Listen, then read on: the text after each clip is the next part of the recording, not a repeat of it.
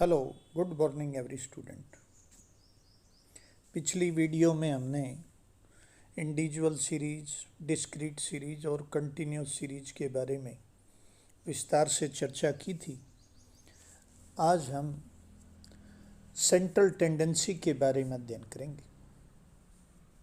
Measures of central tendency, केंद्रीय प्रवृत्ति के माप या स्टैटिस्टिकल एवरेज, ये स्टैटिस्टिक्स में बहुत इम्पोर्टेंट है, बहुत महत्वपूर्ण भाग अदा करती है। फिशर कहते हैं कि the inherent inability of human mind to grasp in its entirely a large body of numerical data, जो संख्यात्मक तथ्य हैं उनके बड़े समूह को पूर्ण रूप से मानव का जो मस्तिष्क है वो ग्रेप्स नहीं कर पाता। बहुत से आंकड़ों को हम एकदम हजम नहीं कर पाते। हमें ऐसे अपेक्षाकृत थोड़े और स्टेबल माप उपलब्ध कराने पड़ेंगे जो पर्याप्त मात्रा में जिनकी व्याख्या की जा सके। Compel us to seek relatively few constant that will adequately describe the data. बहुत से जो विशाल समूह है उसको तो हम नहीं समझ सकते, लेकिन अपेक्षाकृत छोटे और स्थिर माप वाले जो डेटा हैं उनसे हम पर्याप्त रूप में व्याख्या कर सकते हैं। सीरीज के लक्षणों को कम से कम अंकों में सारांश रूप में पूरा जो डेटा का हमारे पास अवेलेबल है उसको सारांश रूप में प्रकट करने के लिए स्टैटिस्टिक्स को केंद्रीय प्रवृत्ति के माप या सांख्यिकीय माध्यमों का कंप्यूटेशन करना पड़ता है। उन्हीं को सारांश रूप में प्रस्तुत करने का ये एक तरीका है। प्रत्येक सीरीज में एक ऐसा बिंदु होता है जिसके आसपास सारे समक या डेटा के केंद्रित होने की प्रवृत्ति पाई जाती है। यह मूल्य श्रेणी के लगभग केंद्र में स्थित होता है और उसके महत्वपूर्ण लक्षणों को प्रतिनिधित्व करता है। कहने का मतलब ये है सीधा सा कि यदि मान लिया क्लास में 100 स्टूडेंट हैं BA3 में और उनकी यदि हम हाइट देखें और मान लिया अधिकतर स्टूडेंट की हाइट 165 मीटर के आसपास है, तो केंद्र प्रवृत्ति का माप क्या हो गया? 165 मीटर। तो ये इंडिविजुअल ऑब्जर्वेशन में किसी विशेष मूल्य पर केंद्रित होने की सामान्य प्रवृत्ति पाई जाती है, जो बार बार आए, जो नज़दीक हो, जो प्रतिनिधित्व करे उन सब का, तो वो हो गया मेजर्स ऑफ सेंट्रल टेंडेंसी।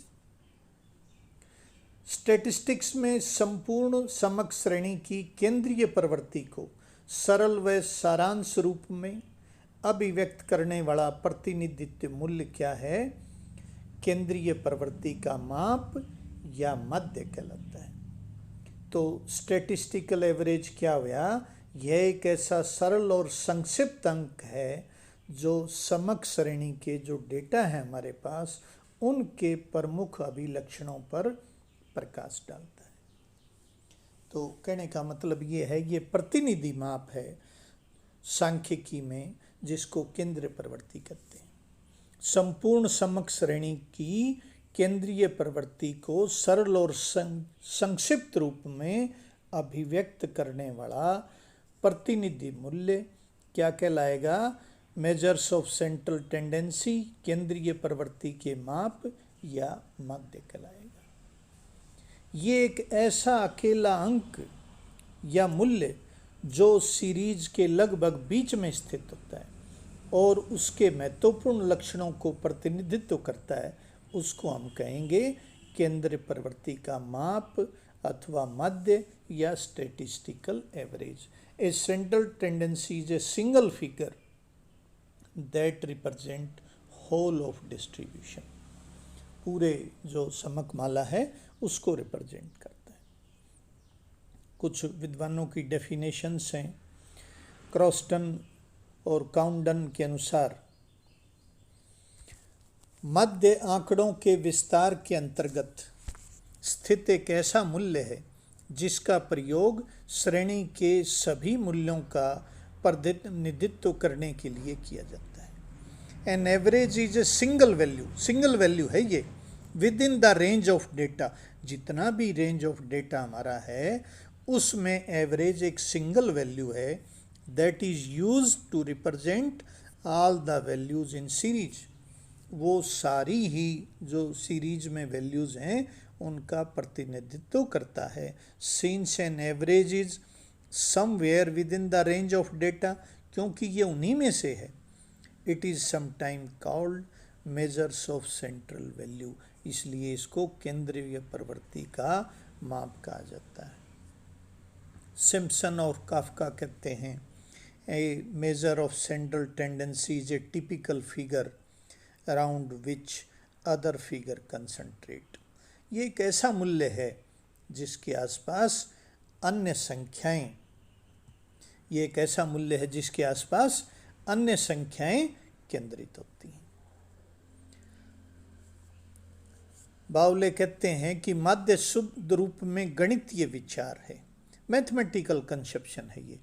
विभिन्न विशेषताओं वाली संख्या में जीवन की औसत माप जो किसी विशेष वर्ग की नहीं होती परंतु अंक गणितीय परिणाम को संक्षेप में व्यक्त करने की एक रीति है।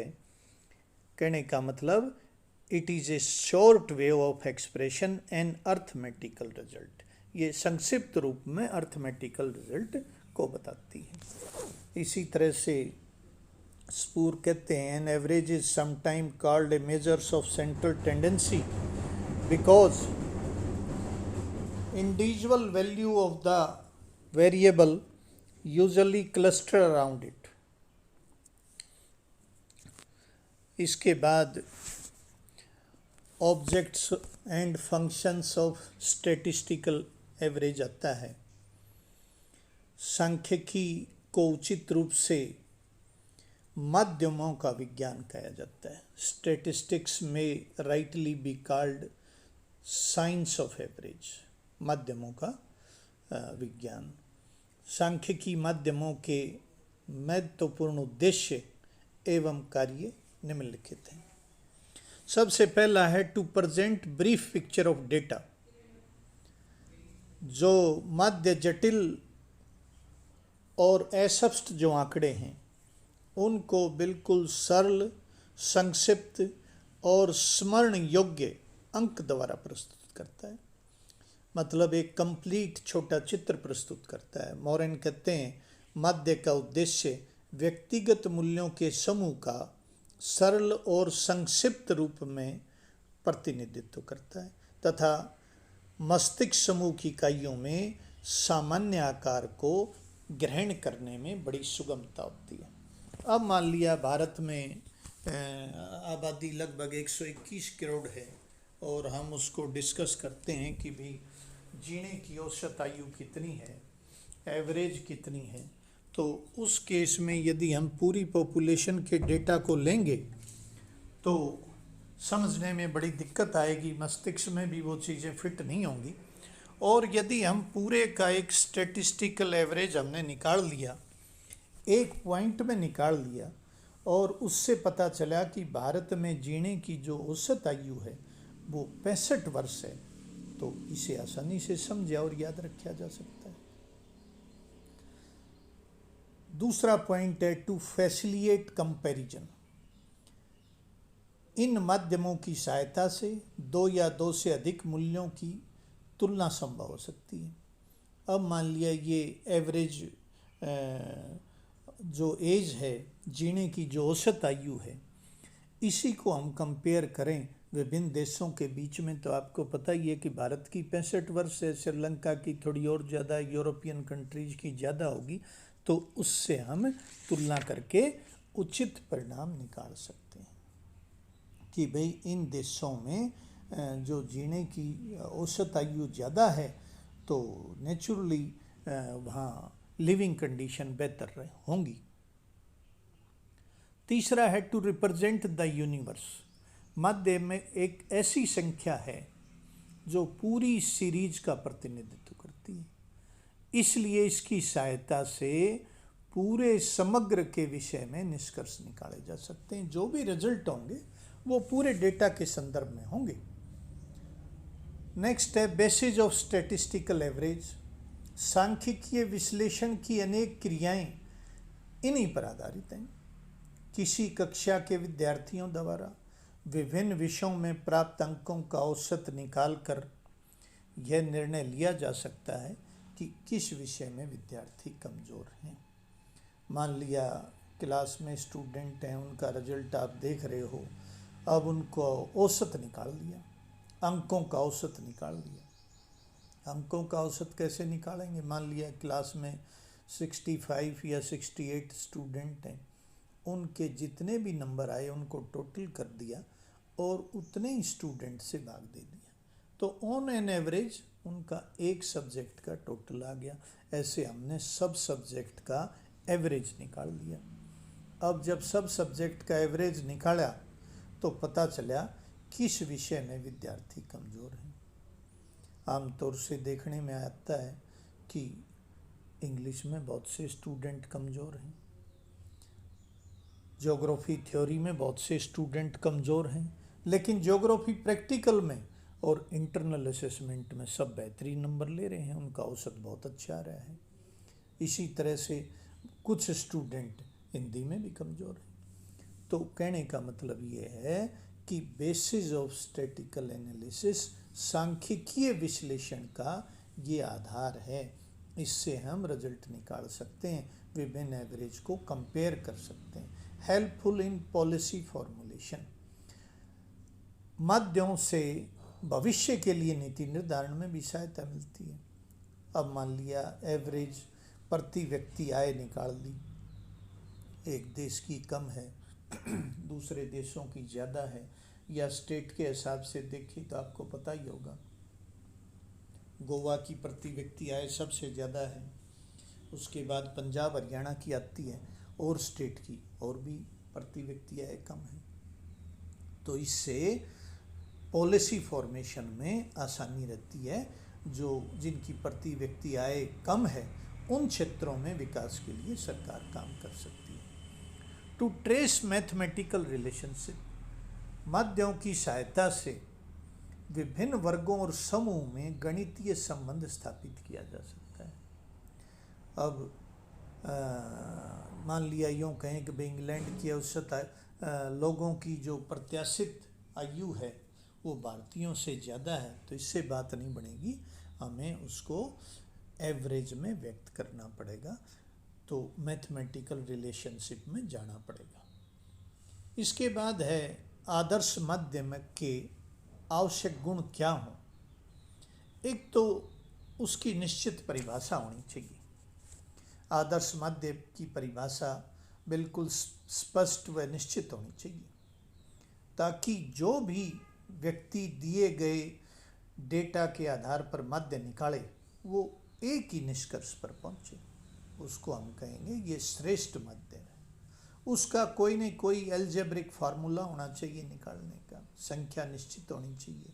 ऐसे नहीं हो कह दे 10 से 20 के बीच में एवरेज है, ऐसे नहीं। Easy to understand. माध्य ऐसा होना चाहिए जिसको सुगमता से समझा जा सके, अन्यथा उसका प्रयोग बहुत ही सीमित होगा। यदि उसको समझने में कठिनाई होगी तो बहुत से स्टूडेंट उसका लाभ नहीं उठा सकेंगे। Easy to compute. गणन क्रिया भी सरल होनी चाहिए। यदि जटिल विधियों पर आधारित है तो वो इतने पॉपुलर नहीं होंगे। Based on all observation.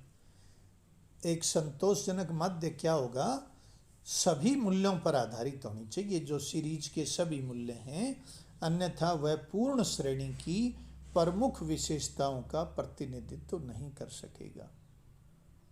Should not be affected by extreme value.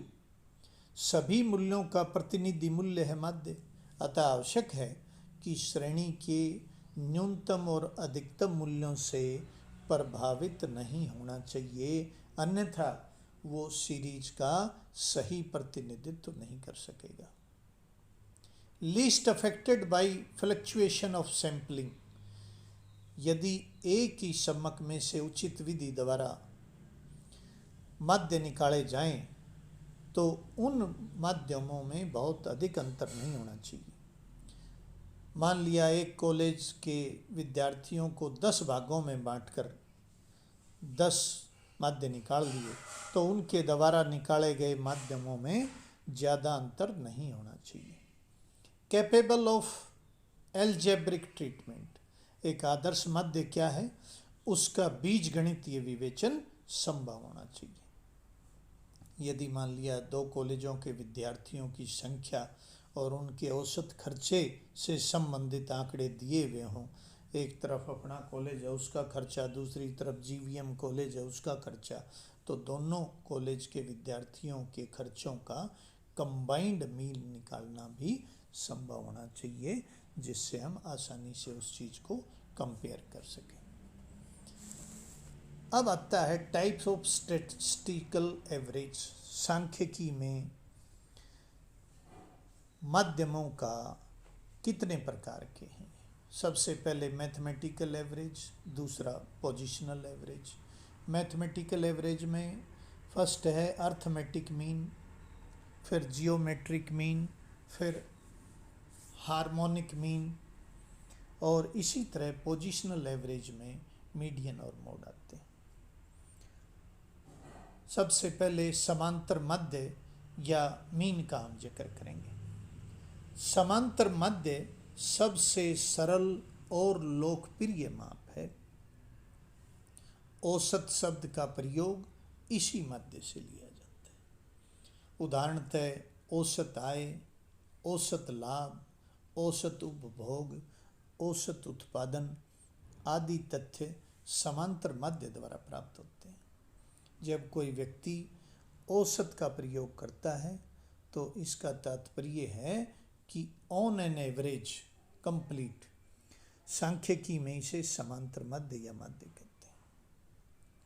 सेक्रियस्ट कहते हैं कि एक सम्मक माला के पदों के मूल्य को जोड़कर उनकी संख्या से भाग देने पर जो रिजल्ट प्राप्त होगा वो मीन कहलाएगा। मतलब जितने पद हैं, जितने नंबर हैं सीरीज में, उनको जोड़ लिया, उनके मूल्य को जोड़ लिया और उनकी संख्या से भाग कर दिया। किंग कहते हैं समक माला के पदों के योग में पदों का योग कर लिया, उनकी संख्या का भाग देने से जो राशि प्राप्त होगी उसे मध्य के रूप में परिभाषित किया जा सकता है। स्टैटिस्टिक्स में समांतर मध्य को कैसे दिखाएंगे? एक्स कैपिटल और उसके ऊपर एक छोटा सा लाइन जिसको बार कहते हैं उसके द्वारा प्रदर्शित किया जाता है, और हम बोलेंगे एक्स बार। एक्स बार का मतलब अर्थमेटिक मीन। समांतर मध्य 2 प्रकार का है, सिंपल अर्थमेटिक मीन और वेटेड अर्थमेटिक मीन। अब आता है कि calculation of simple arithmetic mean कैसे करें। और मैंने आपको पहले बताया था कि 3 तरह की श्रेणियां हैं, individual series, discrete series, continuous series. तो जितने भी इसमें चाहे मीन के क्वेश्चंस हों, चाहे मोड के हों, चाहे मीडियन के हों, वो तीनों सीरीज के हिसाब से ही अलग अलग फार्मूलों से हम निकालेंगे। अब calculation of arithmetic mean in an individual series. पहले वाला क्या था कि इंडिविजुअल सीरीज में कैसे निकालें। तो इंडिविजुअल सीरीज में 2 फार्मूले हैं, जैसा स्क्रीन पर दिखाई दे रहा है आपको। एक फार्मूले को कहते हैं डायरेक्ट मेथड, दूसरे फार्मूले को कहते हैं शॉर्टकट मेथड। अब सबसे पहले डायरेक्ट मेथड को हम लेते हैं। इसमें मीन की गणना बहुत सरल है। सर्वप्रथम श्रेणी के सभी मूल्यों को जोड़ लिया जाता है। अब जोड़ेंगे तो उसको क्या कहेंगे? नीचे लिखेंगे सिग्मा एक्स।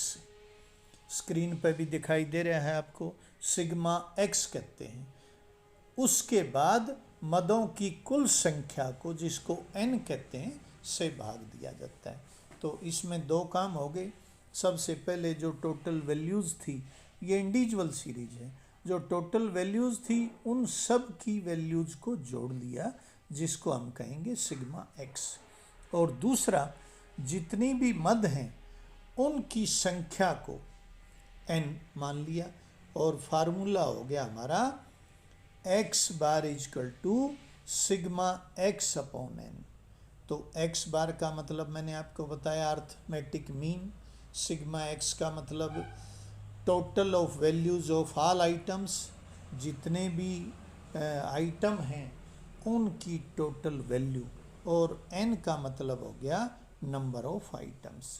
तो जो टोटल वैल्यूज़ को टोटल किया सिग्मा x, उसमें किसका भाग देंगे, नंबर ऑफ आइटम्स में भाग देंगे।